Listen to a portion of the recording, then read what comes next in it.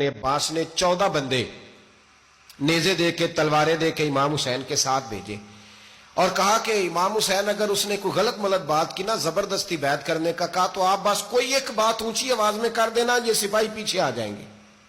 امام حسین ان 14 بندوں کو لے کے گورنر ہاؤس پہنچ گئے۔ جب آپ وہاں پہنچے اس نے بتایا، اس نے کہا جی حضرت امیر معاویہ انتقال کر گئے اور آپ نے یزید کی بیعت کرنی ہے۔ تو امام حسین فرمانے لگے میں چھپ کے بیعت نہیں کروں گا، مجمع لگاؤ، جمعے والے دن اعلان کرو، جو طریقہ ہے حضرت ابوبکر صدیق کا، جو طریقہ ہے حضرت عمر فاروق کا، جو انداز حضرت عثمان غنی کا ہے، جو مولا علی کا ہے، سر عام اعلان کرو، اگر ساری دنیا یزید کی بیعت کرے گی تو میں بھی تیار ہوں۔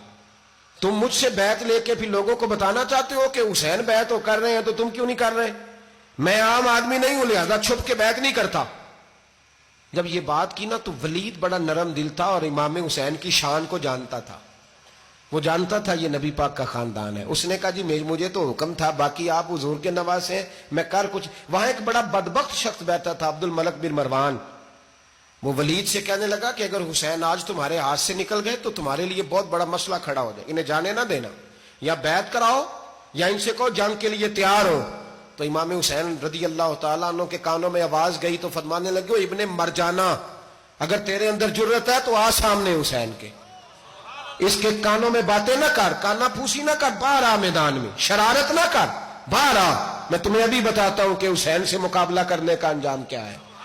یہ کہہ کہ امام حسین باہر نکلے، اپنے بھائی محمد بن انفیہ کو بلایا، عبداللہ بن زبیر، عبداللہ ابن عباس، ڈھیر سارے لوگ اکٹھے ہو گئے۔ فرمایا یہ معاملہ ہے، اب کیا کرنا ہے؟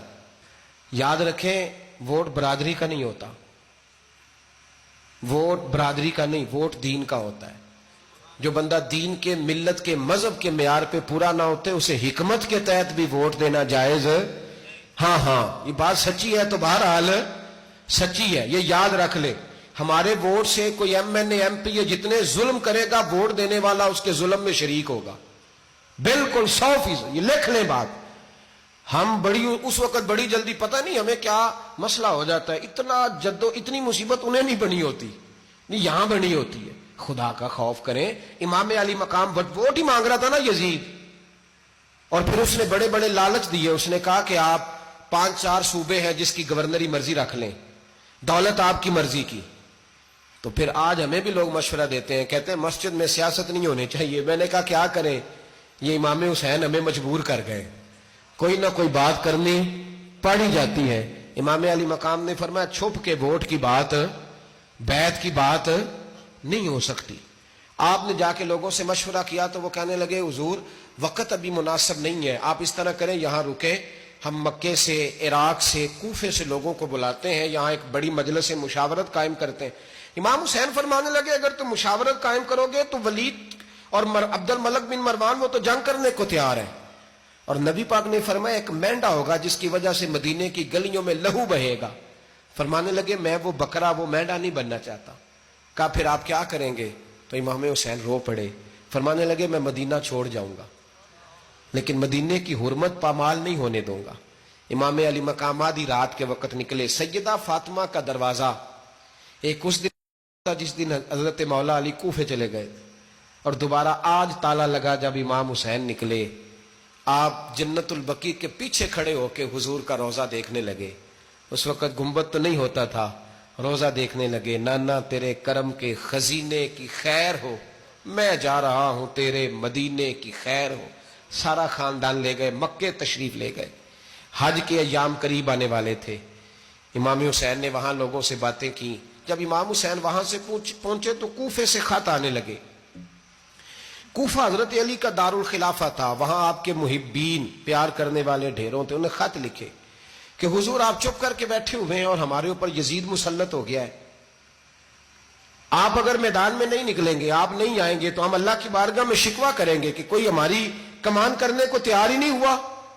اور وہ خط 1 2 3 نہیں آئے، وہ خط اتنے تھے کہ 3 بوریوں میں بھرے تھے امام حسین نے، 3 بوریوں میں۔ اب مجبوری ہو جاتی ہے، حق کے لیے کئی دفعہ بات کرنا مجبوری ہوتی ہے، اگر نہیں کرے گا تو پھر اس کو بھی قبر میں جواب دینا پڑے گا۔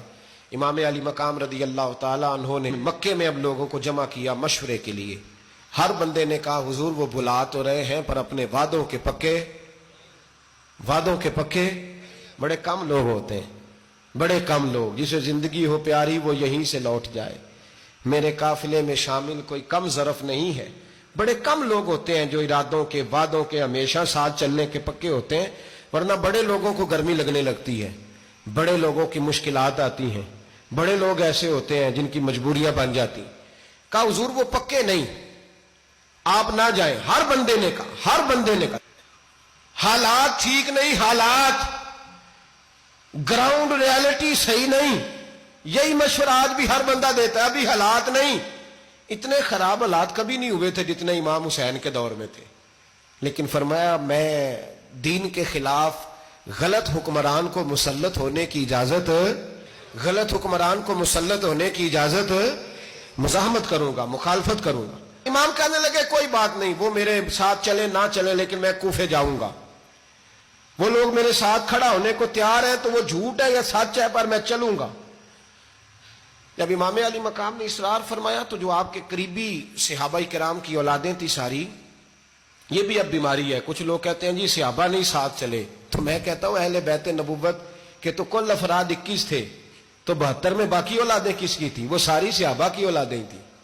وہ سارے، پتہ نہیں کیوں اس طرح کا فلسفہ بیان کیا جاتا ہے جس میں حالات خراب ہو. حضرت سیدنا امام علی مقام کو جب بہت زیادہ کہا گیا نا تو امام حسین رضی اللہ تعالیٰ انہوں نے فرمایا چلو میں ایک کام کرتا ہوں، مسلم بن عقیل کو بھیجتا ہوں. حضرت علی کے بھتیجے ہیں، امام حسین رضی اللہ تعالیٰ عنہ کے چچا کے بیٹے ہیں، حضرت عقیل کے صاحبزادے مسلم بن عقیل. بڑے سمجھدار آدمی تھے، معاملہ فہم تھے، بڑے جری تھے. اتنا زبردست مشورہ کم لوگ دیتے ہیں جتنا حضرت مسلم بن عقیل دیتے تھے. ان کو بھیجا گیا کوفے. اب اس میں بڑی تفصیل ہے، وہ اپنے 2 بچے بھی لے گئے. جب وہ کوفے پہنچے نا تو کوفے پر جناب نعمان بن بشیر کی حکومت تھی.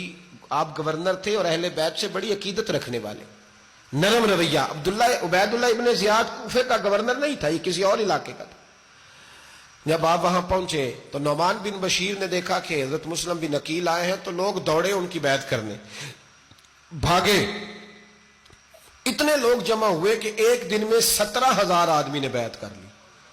تو تم پتہ ہے نا جڑا الیکشن لڑتا ہوں راتی جیت کے سوندا ہے، وہ فاتح ہوتا ہے، ہر روز جیتتا ہے. پتہ اسی دن چلتا ہے جس دن الیکشن کا ریزلٹ اناؤنس ہوتا ہے.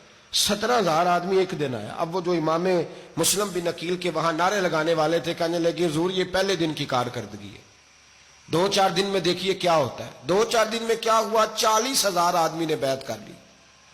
اب وہ 40,000 بندہ تیار ہو گیا. ادھر سے جو یزید کے وفادار تھے انہوں نے خط لکھا یزید کو کہ تو نے بڑا نرم آدمی گورنر بنایا ہے اور 40,000 بندہ چلا گیا حسین کی طرف. اگر ایک دن مسلم بن عقیل اور رہے تو جو تمہارا گورنر بیٹھے ہیں نا جناب نعمان بن بشیر، ان کو گورنر ہاؤس سے نکال کے مسلم بن عقیل قبضہ کر لیں گے. تو چپ کر کے بیٹھا ہے. یزید بڑا تیز تھا، اس نے ایک آدمی گھوڑے پہ دوڑایا. عبید اللہ ابن زیاد ایک اور علاقے کا گورنر تھا پر بڑا ظالم سا بدماش تھا، بڑا سخت گیر آدمی تھا. اس کو کہا کہ تو پہلے ایک صوبے کا گورنر ہے، جا تجھے دوسرا صوبہ بھی دیا.